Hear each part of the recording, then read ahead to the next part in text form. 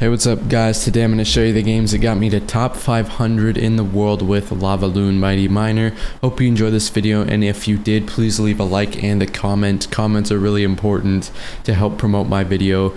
Thank you so much, and I hope you enjoy. Alright, game number one, we have Egolem Mirror, which is a really annoying matchup because he can mirror his E-Dragon, and it being level 16 is a big problem for us. So,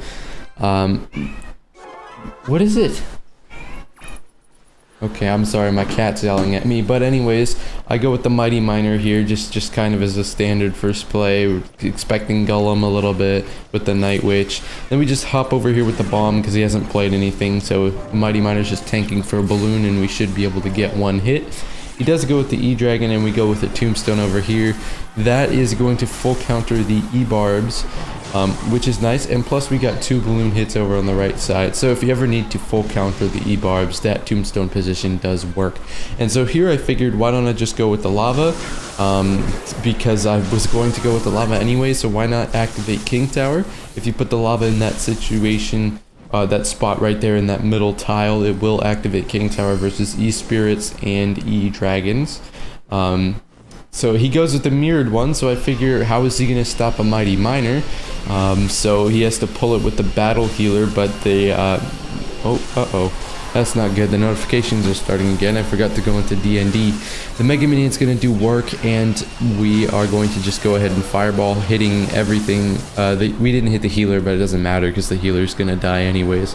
So here I wait for the E-Dragon to lock onto our tower, then we go with the Drags. And just like that, we're going to get some bonus elixir, and we should get enough to go with the balloon as well to help out on a counter push. And a zap and will actually take this tower, and I go Mighty Miner because I think he's really low on elixir, so he's not going to be able to defend it.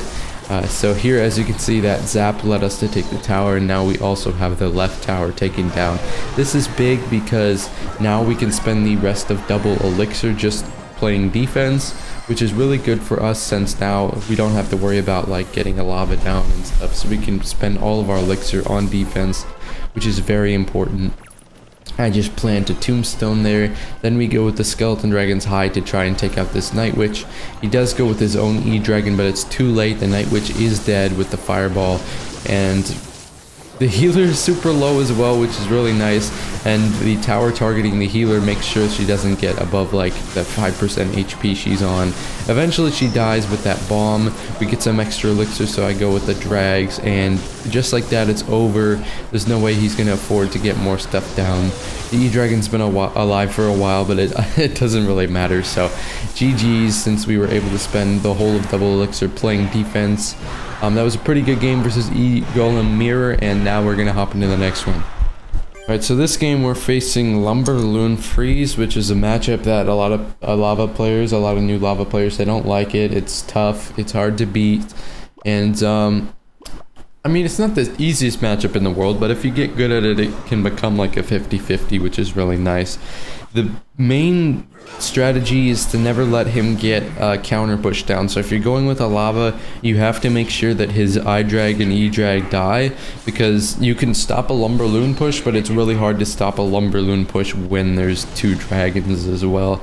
So I go with the Mighty Miner here just to try and force out something. The Mega Minion, he did a weird solo balloon, so it was kind of interesting. And here, the Mighty Miner is taking for the balloon, so I just went with the solo balloon. And what's cool here is if you can use the Mighty Miner bomb on offense to reset Inferno Dragons, you can do that and have the zap, and potentially the Fireball, so you can have 3 resets of the Inferno Dragon. So that's why sometimes I like to go with Mighty Miner under my lava push, because I like to try and use Mighty Miner as more of an offensive card.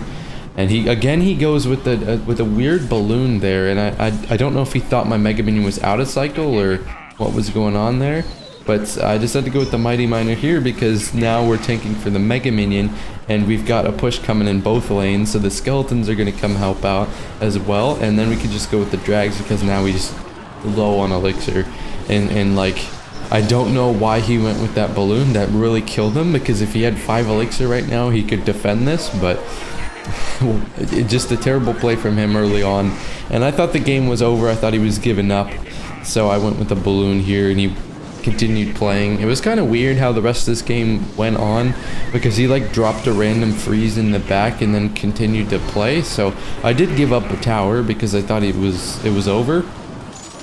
Yeah, so as you can see, I go with the lava here because he just dropped the freeze in the back. I thought it was over, but I guess it wasn't, so we had to drag on the game a little bit more.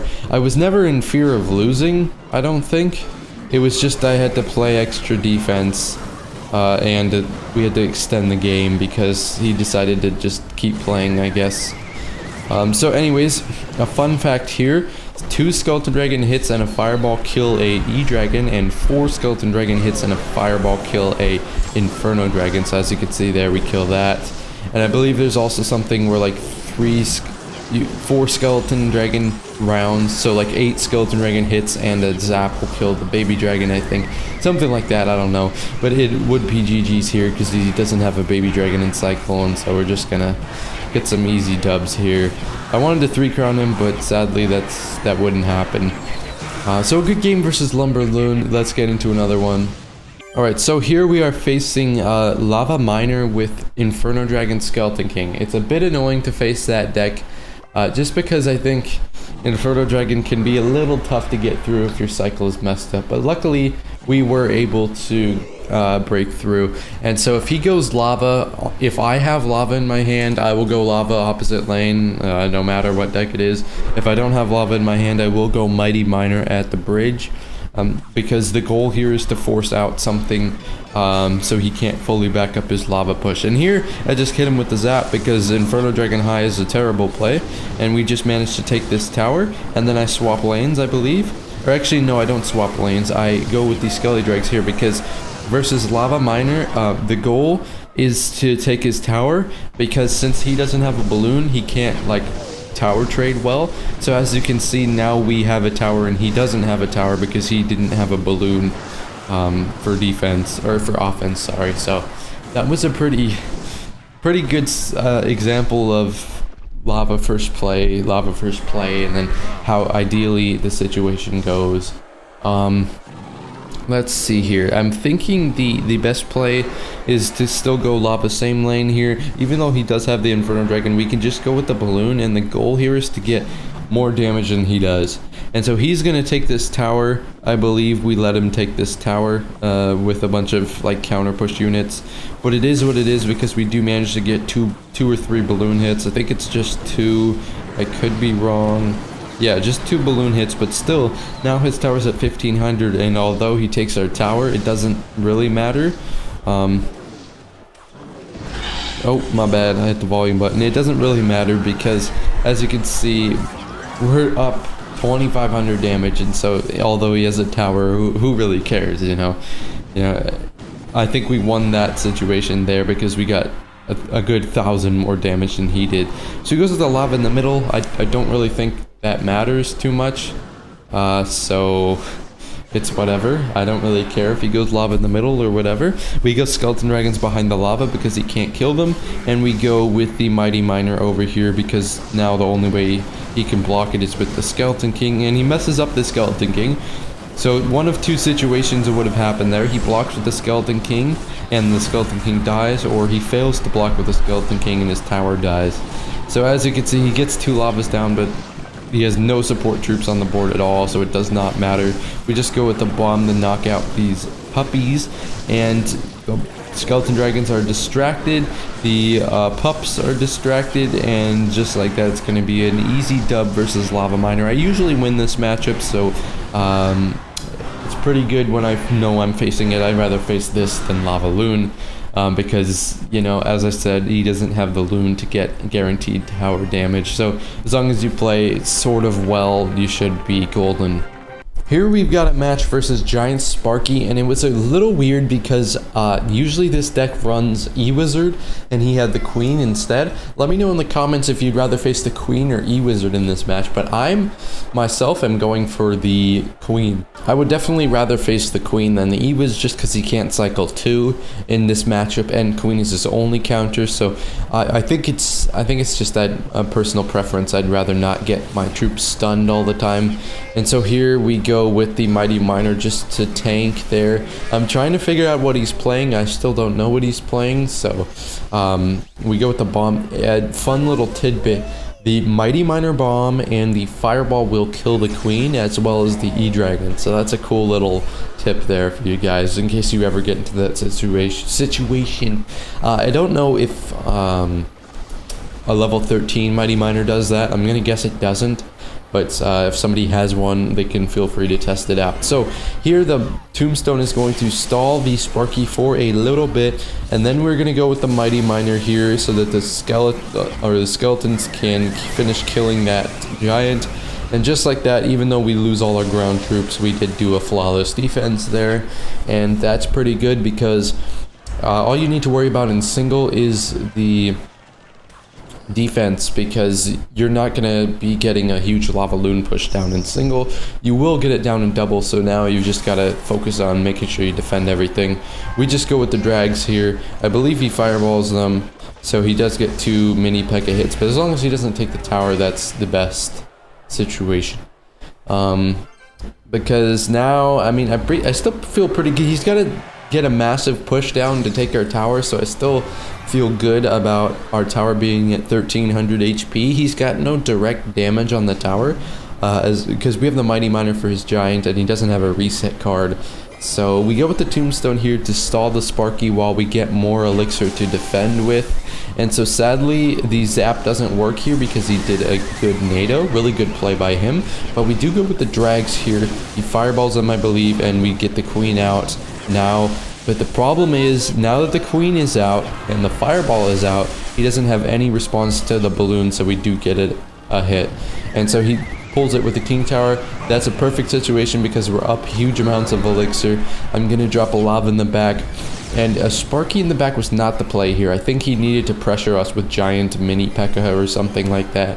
But now we can just stall his Sparky over there, go with the Mega Minion for extra defense, and here I can just do this and this, and that's gonna take his tower down because I don't see a way he defends that, especially since if he uses the fireball now we can defend his stuff for perfect, no damage, and just like that we're gonna bomb and fireball, and it is gonna be GG's against Giant Sparky. So very nice that we won that matchup. It's not the best matchup in the world, but we did manage to get a good dub. So on to one last game here. So we've got the last match here versus a Golem deck that I spent like 5 minutes thinking was a RG deck. You guys tell me in the comments if you thought this was RG too. Like, just look at how he plays, you know? He goes Skeleton King, so I go Mega Minion. I never go Lava into a Skeleton King immediately because I think he could have Graveyard or something like that, and I'd just get punished, and I think it would be a bad situation. So I go Lava because he went Zappies in the back. I think that's very good. So I'm thinking Royal Giant, right? He's got the Mother Witch, Skarmy, Fisherman, you know? I think that's what he's playing. He goes with the Fisherman, and I'm like, come on, this has to be Royal Giant, right? He has the Fisherman. And so he goes with the Lightning here, and it's like, oh, well, okay. I didn't go with the Skeleton Dragons first because I thought he had Fireball, so it would have just been a waste of Skeleton Dragons. I went with the Loon first, and then he went with the Lightning, so I went with the Skeleton Dragons. And he has, okay, so I'm thinking, okay, he's just playing Royal Giant Lightning. That's a little weird, but whatever. And then he goes with the arrows, and I'm like, what? Okay, so I don't think this is Royal Giant anymore, and now we're up a whole tower, so I guess that's pretty good. Yeah, that would... It's just... I didn't understand how he could be playing a Golem. So the Golem caught me completely off guard, but it wouldn't matter too much here because, you know, we're up a whole tower. But the Tombstone Skeletons are going to help out. He goes with the Night Witch, and now we know for sure it's just another Golem deck. We zap the Fisherman here because doing that allows me to finish off this Golem, and a very good play because it also gets the Night Witch distracted for a little bit. So now the Night Witch is going to come in late, and we just go with the drags over here, and I believe we go with another Tombstone just so that everything gets pulled to the middle so that my tower doesn't get completely demolished by the skeletons, and we only take around 1000 damage, so I think that was a perfectly fine situation. And here we use the Skeleton Dragons to counter push. As you can see, we get his tower down to around 2200. just with the 5 elixir counter push there, and we're not even down elixir after that. But we are up like 4,000, 5,000, 6,000 damage, so that's pretty good for us. I'm thinking about how we would have lost this game. I don't think there's a way to lose this game, but I decided to play more just a mega minion on offense just to make sure that I am going to take that tower, and then we spend the rest of our cards on defense here. We go with the fireball on these zappies, and then what's pretty good here is that although he is doing a ton of damage, we now have a push that could 3-crown him, and he has to spend a lightning on defense. So that way, he won't have enough elixir to back up his golem push on our king tower, and it is going to be GG's. So I thought I played that really well. We got a huge advantage in the beginning because I thought he was playing Royal Giant. So I guess it worked out for the better. If you did enjoy this video, please let me know in the comments. Hit the like, subscribe, comment. Send a super chat or something, I don't know. And I'll see you guys all in the next video.